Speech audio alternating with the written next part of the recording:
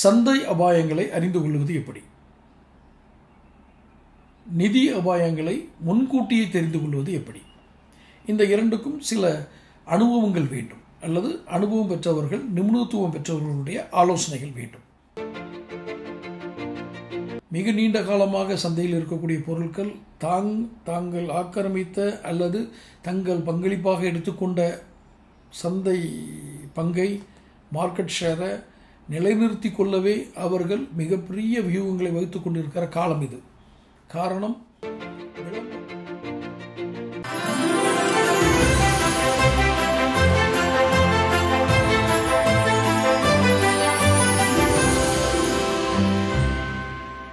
வணக்கம் தமிழகம் டைம்ஸ் நேயர்களே.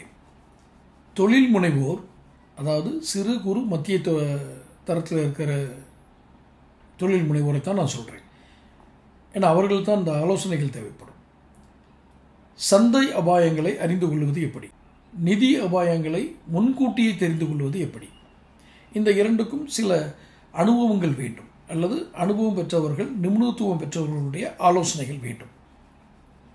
நான் ஏற்கனவே முந்தைய காணொலியில் சொன்ன மாதிரி, இதுக்கு தலைமுறையாக தொழில் பண்ணுபவர்கள் கூட இந்த சந்தை அபாயங்களும் நிதி அபாயங்களும் தலைமுறைக்கு ஏற்று மாறுகிறது.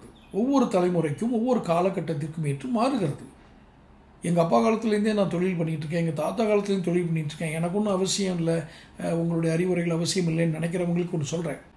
மிக நீண்ட காலமாக சந்தையில் இருக்கக்கூடிய பொருட்கள் தாங்கள் ஆக்கிரமித்த அல்லது தங்கள் பங்களிப்பாக எடுத்துக்கொண்ட சந்தை பங்கை, மார்க்கெட் ஷேரை நிலைநிறுத்தி கொள்ளவே அவர்கள் மிகப்பெரிய வியூகங்களை வகுத்து கொண்டிருக்கிற காலம் இது.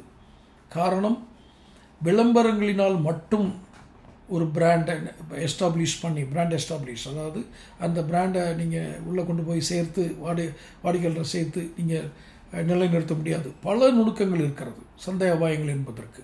Demand creation, artificial demand, marketing share, competitor threat, சந்தை போட்டியாளர்களுடைய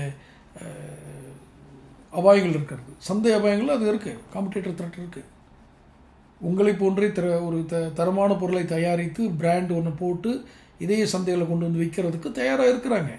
அவர்களை எப்படி எதிர்கொள்வது என்பதுதான் என்னுடைய எளிமையான இதாக இருக்கிறது. இதற்கென்று தனியான புத்திசாலித்தனம் என்று நான் கூறுவது, இதை நான் அன்றன்ற கணத்தில் இருந்து அறிந்து கொண்டிருக்கும் போது நமக்கு ஆலோசனை ஏற்படும்.